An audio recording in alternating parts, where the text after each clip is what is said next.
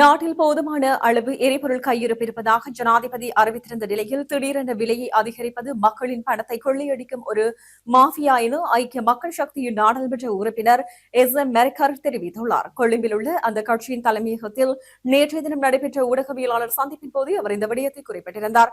நாட்டில் 26 நாட்களுக்கு தேவையான பெட்ரோல் மற்றும் 30 நாட்களுக்கு தேவையான டீசல் கையிருப்பில் உள்ளதாக ஜனாதிபதி நாடாளுமன்றத்தில் உறுதியளித்திருந்தார். அவ்வாறு கையிருப்பு இருக்கும்போது எதற்காக நள்ளிரவில் அவசரமாக விலையை உயர்த்த வேண்டும் என அவர் கேள்வி எழுப்பியுள்ளார்.